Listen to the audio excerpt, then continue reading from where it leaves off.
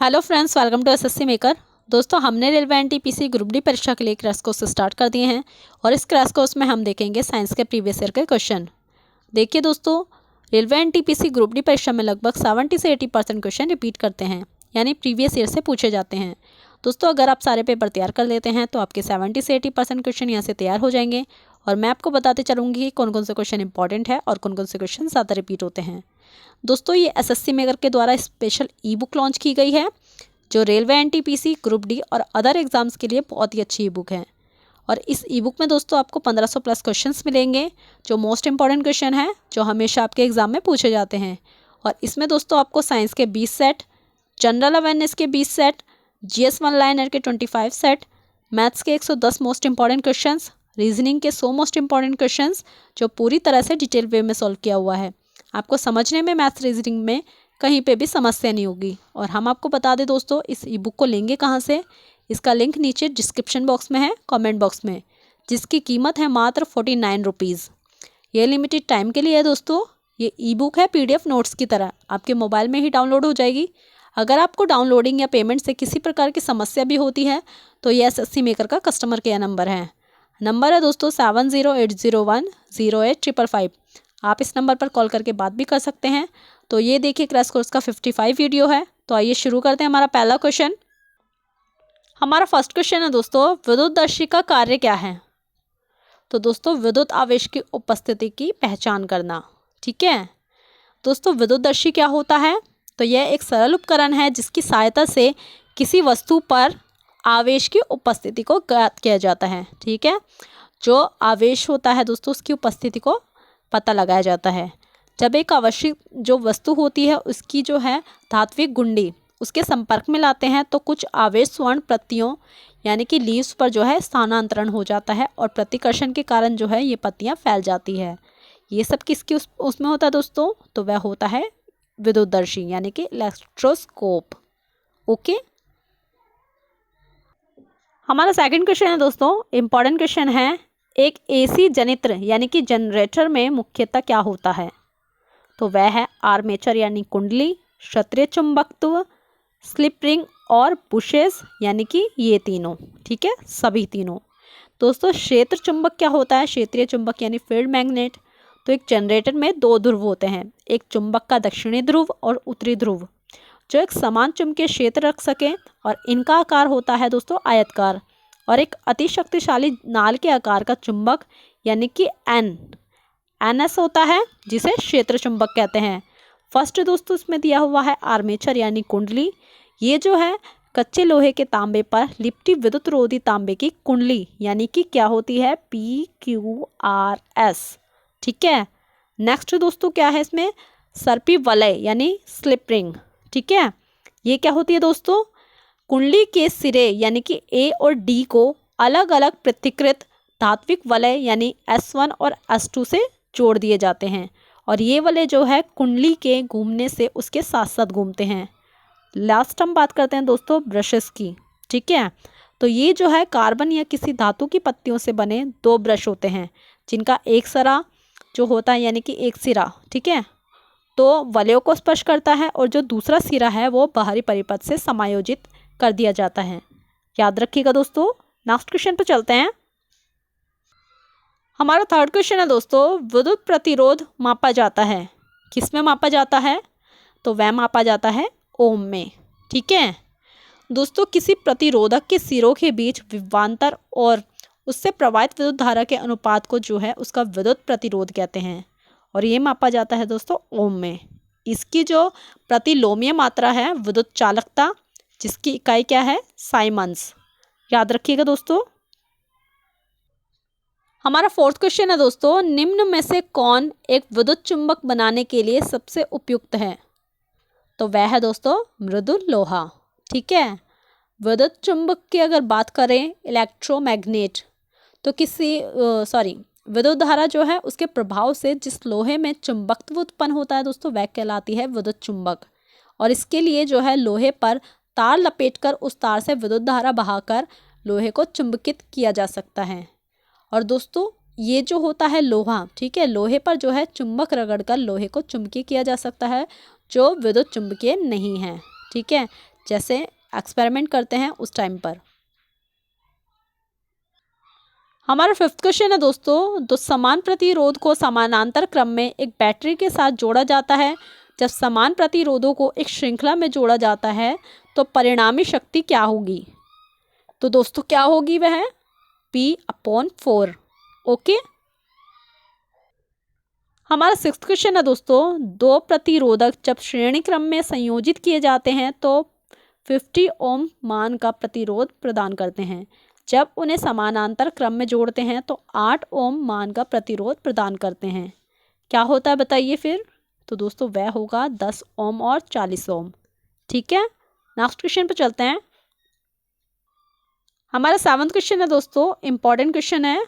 विद्युत वाहक बल बराबर होता है, तो वह बराबर होता है ऊर्जा प्रति यूनिट आवेश के। दोस्तों विद्युत वाहक जो है बल ऊर्जा प्रति यूनिट आवेश के बराबर होता है। और एक स्थायी धारा बनाए रखने के लिए हमें एक बंद परिपथ चाहिए जिसमें एक बाह्य स्रोत विद्युत आवेश को निम्न से उच्च स्थितिज ऊर्जा की ओर प्रवाहित करता है। आवेश को जो है निम्न से उच्च स्थितिज ऊर्जा की ओर ले जाने में स्रोत द्वारा प्रति एकांक आवेश पर किया गया कार्य स्रोत का जो है विद्युत वाहक बल यानी कि क्या कहलाता है? EMF यानी कि इलेक्ट्रोमोटिव फोर्स। ये दोस्तों बल नहीं है बल्कि एक खुले परिपथ में स्रोत के दोनों टर्मिनलों के बीच वोल्टता का अंतर है। ओके। हमारा 8th क्वेश्चन है दोस्तों, एक चुंबकीय क्षेत्र विक्षेपित करता है, तो दोस्तों वह क्या करता है? ना तो बीटा ना ही अल्फा कण। ओके। और दोस्तों ये वीडियो कैसा लगा बताइएगा ज़रूर। अगर आपको वीडियो अच्छा लगा है तो SSC मेकर को लाइक कीजिए, सब्सक्राइब करें एंड शेयर करना बिल्कुल ना भूलें। हमारा 9th क्वेश्चन है दोस्तों, प्रेरित विद्युत वाहक बल की दिशा ऐसी है कि वह उसके कारण का विरोध करती है। ये कथन किसने दिया था? किसका है ये कथन बताइए दोस्तों, किस नियम के अनुसार है? तो वह है लेंज के नियम का। दोस्तों जो लेंज नियम है इसमें क्या होता है? किसी चालक में प्रेरित विद्युत वाहक बल जनित प्रेरित धारा की दिशा सदैव इस प्रकार की होती है कि वह उस कारण विरोध करती है जिसके कारण वह पैदा होती है। यह है दोस्तों लेंज का नियम यानी कि लेंज नियम, याद रखिएगा। हमारा 10th क्वेश्चन है दोस्तों, चालक की विशिष्ट प्रतिरोध किस पर निर्भर है? तो वह है दोस्तों तापमान और चालक की प्रकृति पर, याद रखिएगा दोस्तों। हमारा 11th क्वेश्चन है दोस्तों, इंपॉर्टेंट क्वेश्चन है। हरे फलों को पकाने के लिए काम में लाई जाने वाली गैस कौन सी होती है? तो दोस्तों क्वेश्चन देखिएगा आप ध्यान से क्योंकि कंफ्यूजिंग क्वेश्चन है। वह होती है दोस्तों एथिलीन। ठीक है दोस्तों, एथिलीन क्या है? एक हाइड्रोकार्बन है और फॉर्मूला है दोस्तों इसका C2H4।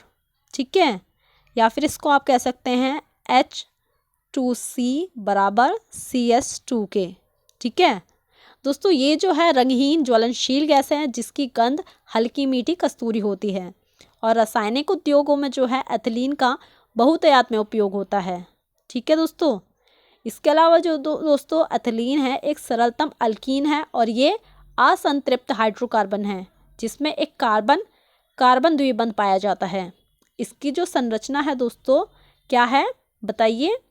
उस रूप में की जाती है फलों को पकाने के लिए। ठीक है, प्राकृतिक गैस है ये और ये जो है दोस्तों कोल गैस में पाई जाती है। इसका जो महत्वपूर्ण औद्योगिक है दोस्तों रसायन है और उपयोग जो है बड़े पैमाने पर पॉलीथीन नामक प्लास्टिक बनाने में किया जाता है। इसके अलावा दोस्तों हम इसका उपयोग किस में करते हैं? कई चीज़ों में होता है, खासकर जो है हरे फलों को पकाने के लिए किया जाता है। कई बार दोस्तों आप करेक्ट कर देते हैं कई लोग एसिटिलीन, तो इन दोनों में काफ़ी डिफरेंस है। ठीक है, एसिटिलीन क्या होता है या मुझे कमेंट बॉक्स में बताइएगा।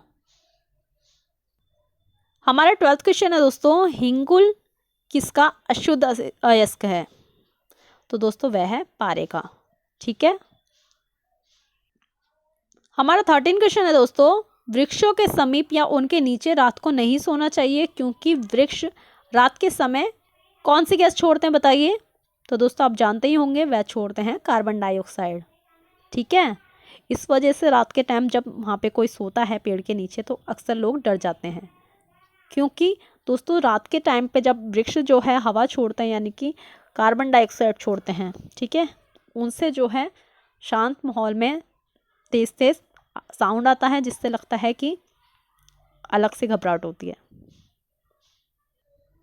हमारा 14 क्वेश्चन है दोस्तों, घरेलू प्रयोग में शुद्ध रूप में अथवा मिश्र धातु के रूप में काम में लाई जाने वाली सर्वाधिक सामान्य धातु कौन सी है? तो दोस्तों वह क्या है? एल्यूमिनियम। ठीक है, ये जो है घरेलू प्रयोग में शुद्ध रूप में और मिश्र धातु के रूप में काम में लाई जाती है। ठीक है दोस्तों, और दोस्तों ये वीडियो शेयर करना बिल्कुल ना भूलें। आप सभी जानते हैं sharing is the best way of learning, तो शेयर ज़रूर करें। हमारा 15 क्वेश्चन है दोस्तों, इम्पॉर्टेंट क्वेश्चन है। गन्ने की शक्कर को ग्लूकोज तथा फ्रक्टोज में जल अपघटित करने वाला एंजाइम कौन सा है? तो वह है दोस्तों इन्वर्टेज। ठीक है दोस्तों, the sugar in molasses, sugarcane or fruits such as grapes is converted to glucose and fructose, of which have the formula C6H12O6 in the presence of enzyme invertase। याद रखिएगा दोस्तों, फ्रक्टोज का फॉर्मूला क्या है दोस्तों, बताइए। तो वह है दोस्तों, कमेंट बॉक्स में बताइएगा आप। ठीक है, हमारा 16 क्वेश्चन है दोस्तों, प्राथमिक सोने की शुद्धता क्या होती है? आप जानते हैं दोस्तों, वह होता है 24 कैरेट का। 24 कैरेट में सोना जो है दोस्तों प्योर होता है। ठीक है, शुद्ध सोना। नेक्स्ट क्वेश्चन पे चलते हैं। हमारा 17 क्वेश्चन है दोस्तों, सर्वाधिक आघातवर्धीय धातु कौन सी है? तो वह है दोस्तों सोना। ठीक है, सर्वाधिक होती है दोस्तों ये आघातवर्धीय धातु। नेक्स्ट क्वेश्चन पे चलते हैं। हमारा 18 क्वेश्चन है दोस्तों, इंपॉर्टेंट क्वेश्चन है। मानव के द्वारा सर्वप्रथम प्रयोग में लाई जाने वाली धातु कौन सी थी? तो दोस्तों सबसे पहले कौन सी धातु का प्रयोग किया गया था? वह थी दोस्तों तांबा। ठीक है, इंसान जो है दोस्तों हथियार बनाने के लिए पत्थरों का प्रयोग किया करते थे, और ये सिलसिला तब तक जारी रहा जब तक इंसान को जो है उसके द्वारा खोजी गई पहली धातु यानी कि तांबा, ठीक है, तांबे का ज्ञान नहीं हो गया। और आज से जो है दोस्तों 4200 ईसा पूर्व, ठीक है, 4200 ईसा पूर्व जो है इंसान को तांबे का ज्ञान हुआ था, और ये जो है इंसान द्वारा प्रयोग की जाने वाली प्रथम धातु बनी। ठीक है, अगर आपसे पूछा जाए मानव के द्वारा सर्वप्रथम प्रयोग में लाई जाने वाली धातु कौन सी है, तो दोस्तों वह है तांबा। याद रखिएगा। हमारा 19 क्वेश्चन है दोस्तों, ये भी मोस्ट इंपॉर्टेंट क्वेश्चन है। मानव शरीर में सर्वाधिक मात्रा में पाया जाने वाला तत्व कौन सा है? तो दोस्तों वह है ऑक्सीजन। ठीक है दोस्तों, मानव शरीर जो है 4 तत्व से मिलकर बना है। ठीक है, जो मुख्य है वह कौन कौन से हैं? Oxygen, hydrogen, carbon, nitrogen. दोस्तों ऑक्सीजन जो है अणु, ठीक है, मुख्य रूप से हमारे शरीर अणु जो है H2O की फॉर्म में, ठीक है, पानी का हिस्सा है। और वास्तव में जो है दोस्तों मानव जो है शरीर का आधे से अधिक किससे बना हुआ है? पानी से, जो कि है 50 से लेकर 70%। ठीक है, नेक्स्ट क्वेश्चन पर चलते हैं। हमारा 20 क्वेश्चन है दोस्तों, प्रयोगशाला में संश्लिष्ट किया जाने वाला पहला कार्बनिक यौगिक कौन सा था? तो दोस्तों वह है यूरिया। याद रखिएगा। हमारा नेक्स्ट क्वेश्चन है दोस्तों, इंपॉर्टेंट क्वेश्चन है। किसी निश्चित क्षेत्र जैसे तालाब आदि में पौधों और जंतुओं के बीच पारस्परिक संबंध को क्या कहा जाता है? तो दोस्तों आप जानते ही हैं, वह कहलाता है पारिस्थितिकी तंत्र। ठीक है, इकोसिस्टम। पारिस्थितिकी जो है जीव विज्ञान की एक शाखा है, जिसमें जीव समुदाय का उसके वातावरण के साथ पारस्परिक संबंध का अध्ययन करते हैं, और प्रत्येक जंतु या वनस्पति एक निश्चित वातावरण में रहता है। ये सब क्या कहलाता है दोस्तों? इकोसिस्टम। ओके, और दोस्तों ऐसी इंटरेस्टिंग वीडियोस और क्वेश्चन के लिए एसएससी मेकर को आप अपने दोस्तों के साथ लाइक कीजिए, सब्सक्राइब करें एंड शेयर करना बिल्कुल ना भूलें। हर सोशल साइट्स पेज पे कीजिए, ताकि आपके साथ साथ दूसरों की भी हेल्प हो सके। तो दूसरों की भी हेल्प कीजिए दोस्तों। हमारा 22 क्वेश्चन है दोस्तों, खाद्य कड़ी में शाकाहारी कौन होते हैं? तो दोस्तों वह होते हैं प्राथमिक उपभोक्ता। ओके, हमारा 23 क्वेश्चन है दोस्तों, सूर्य की रोशनी से अल्ट्रावायलेट किरणें निकलती हैं जो उत्पादित करती हैं, तो वह उत्पादन करती हैं दोस्तों ओजोन का। ठीक है, ये जो ओजोन परत है दोस्तों, ओजोन लेयर, ये परत मुख्य रूप से समताप मंडल में होती है। जहाँ पर वातावरण में ओजोन उपस्थिति नहीं होगी, वहाँ सूर्य की जो है हानिकारक पराबैंगनी किरणें यानी कि यूवी रेज जो है पृथ्वी पर पहुँचने लगेंगी। ये किरणें दोस्तों मनुष्य के साथ साथ जो है जीवन जंतुओं और पेड़ पौधों के लिए भी बहुत खतरनाक है। और ओजोन जो है दोस्तों पृथ्वी से 60 किलोमीटर की ऊंचाई पर पाई जाती है। कहाँ पे पाई जाती है? समताप मंडल में। ठीक है, नेक्स्ट क्वेश्चन पे चलते हैं। हमारा 24 क्वेश्चन है दोस्तों, क्रॉप रोटेशन से लाभ है, तो वह है दोस्तों भूमि में उर्वरता में बढ़ोतरी। ठीक है दोस्तों, क्रॉप रोटेशन मीन्स फसल चक्र। ठीक है, किसी खेत के प्रति इकाई क्षेत्रफल से एक निश्चित समय में होने वाले उत्पादन में वृद्धि। ठीक है, नेक्स्ट दोस्तों जो क्रॉप रोटेशन से लाभ है, नेक्स्ट बेनिफिट, तो वह है मृदा से उर्वरा शक्ति में वृद्धि होती है और मृदा की भौतिक, रासायनिक और जैविक गुणों में सुधार होता है। ये क्या है दोस्तों? बेनिफिट है फसल चक्र का। ओके, हमारा 25 क्वेश्चन है दोस्तों, मृदा कण की सतह पर मजबूती से चिपकी पतली परत जल परत क्या कहलाती है? तो वह कहलाती है दोस्तों आर्द्रता जल। ठीक है, हमारा नेक्स्ट क्वेश्चन है दोस्तों, भारत में मृदा अपरदन का सबसे गंभीर कारण क्या है? तो वह है दोस्तों वन कटाव। ठीक है, हमारा 27 क्वेश्चन है दोस्तों, पादपों को मिट्टी से जो जल मिलता है वह क्या कहलाता है? वह कौन सा जल है बताइए? तो दोस्तों वह है केशिका जल। ठीक है, हमारा 28 क्वेश्चन है दोस्तों, इंपॉर्टेंट क्वेश्चन है, अम्ल वर्षा का प्रमुख कारण क्या है? रीज़न बताना है किस कारण से होती है। तो दोस्तों वह होती है वायु प्रदूषण द्वारा SO2 की मात्रा में वृद्धि के कारण। ठीक है, हमारा 29 क्वेश्चन है दोस्तों, पादप जो चट्टानों की सतह पर उगते हैं क्या कहलाते हैं? तो वह कहलाते हैं लिथोफाइट्स, यानी कि शैलो बिद्र। ठीक है, ये जो है दोस्तों वे पादप है जो शिलाओं या कठोर चट्टानों के ऊपर उगते हैं। ओके दोस्तों, हमारा लास्ट क्वेश्चन है दोस्तों, जल क्रांति कहाँ होती है? तो दोस्तों वह होती है चिकनी मिट्टी पर। ओके, तो दोस्तों ये थे क्रैश कोर्स में साइंस के प्रीवियस ईयर के क्वेश्चन। आई होप ये वीडियो आपको पसंद आया है। ये वीडियो कैसा लगा कमेंट बॉक्स में ज़रूर बताइएगा। पसंद आया तो अपने स्टडी रिलेटेड ग्रुप में शेयर ज़रूर करें और SSC मेकर को लाइक, सब्सक्राइब एंड शेयर करना बिल्कुल ना भूलें। आज के लिए बस इतना ही। थैंक यू सो मच दोस्तों।